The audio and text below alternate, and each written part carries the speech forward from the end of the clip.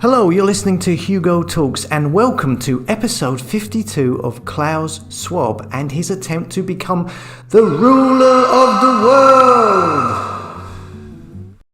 So people assume we are just going back to the good old world which we had, and everything will be normal again in how we are used to normal, in the old fashion. This is, let's say, fiction. It will not happen. Cut.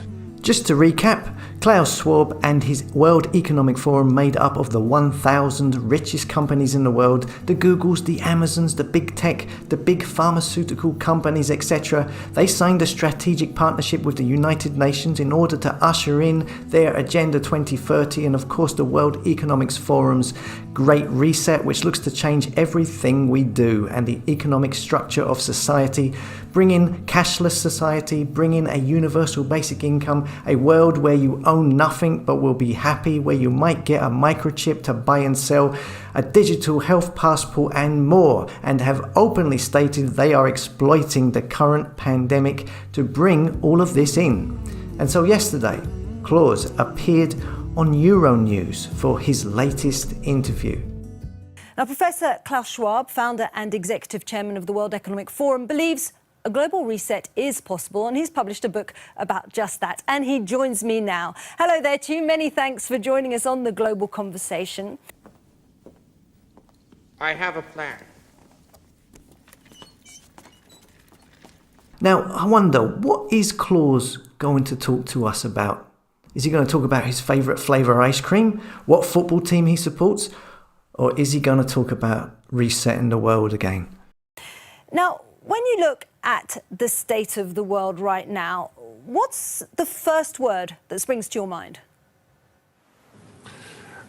The word reset, I think, is appropriate because Reset. Now there's a shocker. The word reset springs to mind. Didn't take long.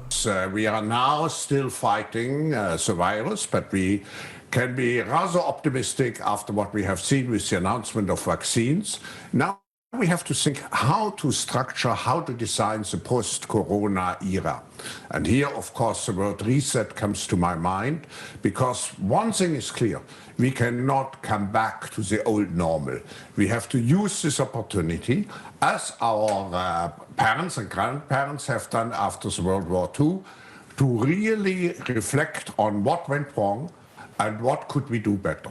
Now who the feck elected this guy to be the ruler of the world, to be orchestrating the resetting of the world that nobody asked for? Who elected him? Who is he speaking for? He says we. Who is we? He's not speaking for me, and he's not speaking for you, and I don't want him speaking for me. I don't know who he is. His family history is a mystery. All we know is that his dad, his father, had been managing director for a Swiss engineering company, Escher Wyss, who continued operating in Germany throughout World War II.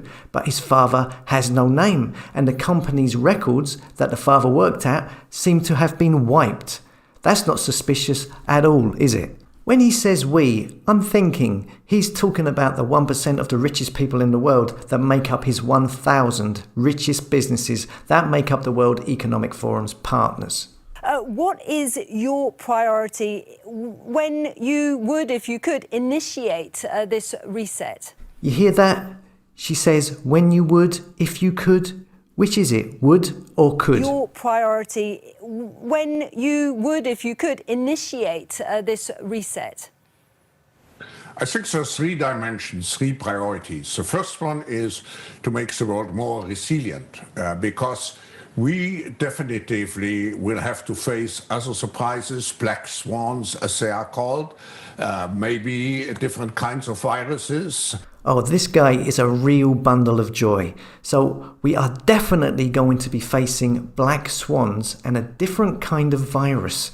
Definitely going to be facing that. A black swan, by the way, is a metaphor that describes an event that comes as a surprise, has a major effect, and is usually something bad, which the World Economic Forum has pages about on their website, devoted to like cyber attacks, food shortages, and all other kinds of disasters. This guy is a little bundle of joy, isn't he? Second, we have to make the world more inclusive, fair, because we have seen that we have reached unsustainable degrees of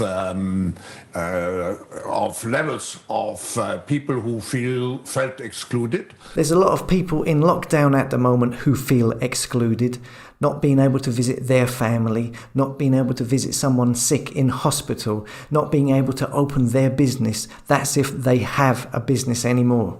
And finally, we have to make the world much greener. We finally have to put all our energy behind the decarbonization in order to avoid a major catastrophe in the future, of which we have, by the way, the first signs today. Again, it's all we this, we that. Nobody voted for this guy, and nobody would. Who would trust this guy? He comes across like a James Bond megalomaniac villain. Sadly, we do. Well, Professor, we're going to just touch on some of those issues you've raised. Okay, let's fast forward all this waffle, blah, blah, blah. Everything is independent on a global level. We need a systematic approach. I want a one world government, blah, blah, blah. Approach. We've got a bit of a problem then when it comes to COVAX, for example. While the EU was quickly to back this, we have players like the US, Russia. They're not on board. We may see the US also joining in the future. I think we may see the US joining in the future. You see, obviously he wants Biden to get in there. Biden is definitely on board with all of this great reset. And more waffle, more we this, we that. We must make sure the world is not unfair. Yap, yap, yap. And obviously you are a champion of multilateralism, a multi-stakeholder society. With the departure of Donald Trump, as we were just talking about, do you see this now injecting new momentum in... Injecting, nice choice of words there. Injecting new momentum into a multilateral system, a global multilateral system. And would we return to the traditional multilateralism, do you think? Or is the world on a new path? When they say multilateralism, they are talking about a one world government, basically, all countries working together. I think also here we need a reset. We cannot go back to the system of multilateralism which we have established after World War II. What we need... We have to do this, we have to do that. We cannot go back to the old way. This is not going to happen. Who is this guy? Who elected him to tell us all what to do? What we need is a reform of the international system. Just think of the WTO. We have to integrate the new dimensions of global trade, like everything which has to do with e-commerce and so on. So definitively, multilateralism will get a boost by the election of President Biden. He loves Biden. This is a big thing for them to get that Biden in. And I'm very hopeful that we can now create the necessary systems which we need for the 21st century.